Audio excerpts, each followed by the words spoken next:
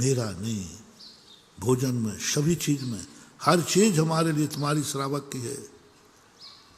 सब श्रावक का है, कमंडल श्रावक का है, पिछी श्रावक न दी, मेरे तो उपयोग को दी, पिछी तुमने दी है, मेरी नहीं है। किस भावना से दी? यदि हमने पिछी नहीं लगाई तो साधु का बंटा झार इसलिए नहीं है कि उसने पिछी नहीं लगाई, साधु का बंटा झार है कि पिछी देने वाली की भावना का अनादर किया है तुमने। उसने इस भावना से दिया था कि महाराज पिछी लगाएंगे, जीवों को बचाएंगे, तुमने तो पिछी नहीं लगाई, दुष्ट परिमार्जन किया। कितनी बड़ी भावना से दिया तुम्हें पिछी देने के लिए।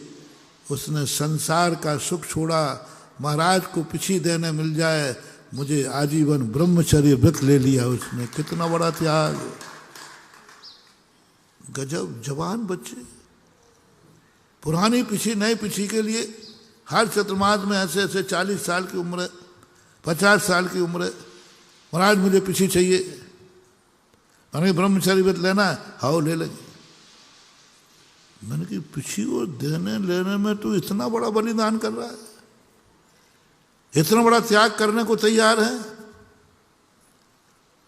पिछी तू बोल नई पिछी ले नहीं रहा है, दे रहा है। महाराज नहीं बन रहा, उसकी बात नहीं कर रहा हूं मैं। पिछी परिवर्तन होता ना, परिवर्तन या ना। एक महाराज को पिछी देने में, पुरानी पिछी लेने में महत्व, इतना त्याग कर दिया। क्या रखी उसने भावना? क्या है उसकी भावना? ये वो पिछी है जो पूरी साल भर महाराज ने जीवों की रक्षा की है। साल भर ना जाने एक पिछी के द्वारा कितने जीवों की रक्षा होती है साल भर में। ये वो पिछी है, कितने जीवों को जीवन दान दिया है, वो पिछी है। भले इसको पाने के लिए मैं अपने सब कुछ छोड़ सकता हूं, मुझे पिछी मिल जाना चाहिए। क्या तुम्हारी पिछी ऐसी है?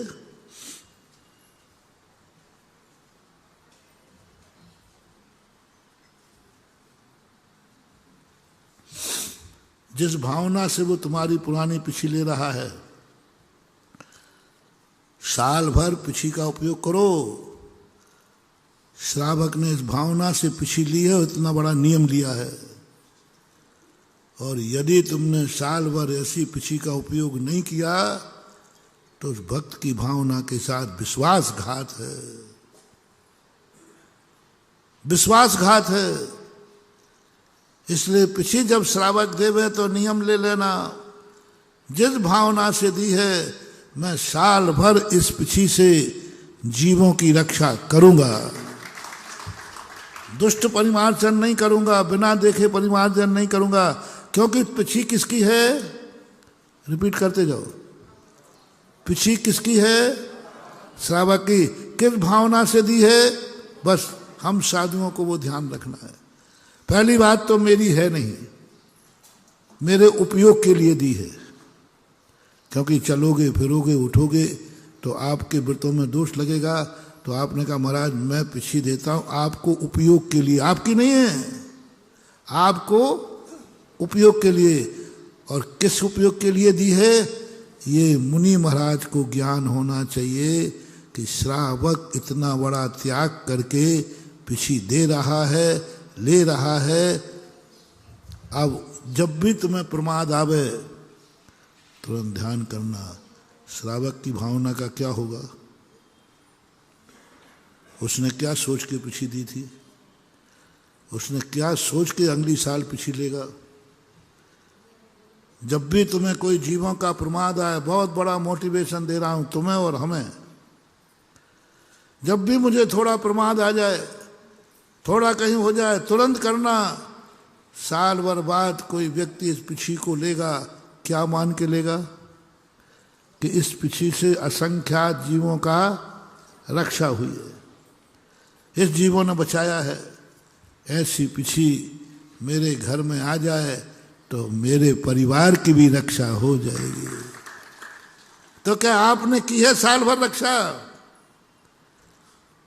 नहीं की है तो बोल दो श्रावक को, मैं पिछी तुम्हें नहीं दे सकता हूं क्योंकि तुम्हारी भावना के अनुसार मैंने कार्य नहीं किया। और नई पिछी दी है यदि अनादर कर दिया तुमने, कमंडल दिया है शुद्धि के लिए, सब कुछ मुनिराज को तुम्हें दिया गया उपयोग के लिए। ये तो हमने मुनिराज की बात सुनाई, अब आप भी आ जाइए। आपको किस्मत ने दिया है भारत देश में जन्म, तुम्हारा नहीं है भारत देश। बोलो किसका है? तुम्हारे बाद भी था, तुम्हारे पहले भी था, तुम्हें दिया है उपयोग के लिए, क्योंकि तुम अच्छे इंसान थे तो कर्म ने तुम्हें अच्छा स्थान दे दिया। बोले बहुत अच्छा इंसान है, ये धर्मात्मा है, शाकाहारी है, सब कुछ है, इसे अच्छा स्थान दो, ये धर्मात्मा है। तो कर्म ने दिया, देश तुम्हारा नहीं है, तुम्हें उपयोग के लिए दिया गया है। अब जिस उपयोग के लिए कर्म ने तुम्हें देश दिया है, तुम्हें उपयोग करना है। तुम्हें जैन जाति दी है, जैन जाति तुम्हारी नहीं है, एक समूहवाचक है, तुम्हें उपयोग के लिए दी है कि जाओ तुम जैन कुल में जन्म लेना। क्यों लेना?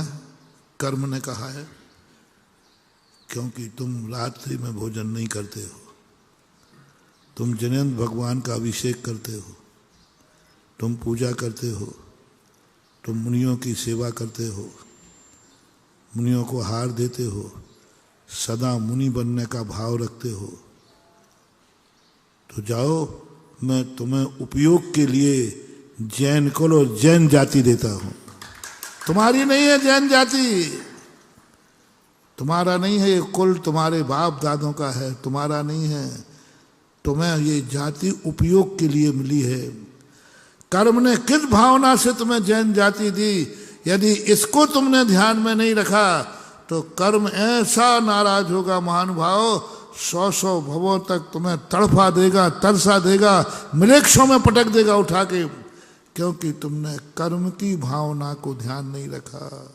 जय हिंद दोस्तों, अगर आपको मेरी वीडियो अच्छी लगती है तो प्लीज़ मेरे चैनल को लाइक, शेयर, सब्सक्राइब करिए और इसी तरह से अपना प्यार देते रहिए। धन्यवाद।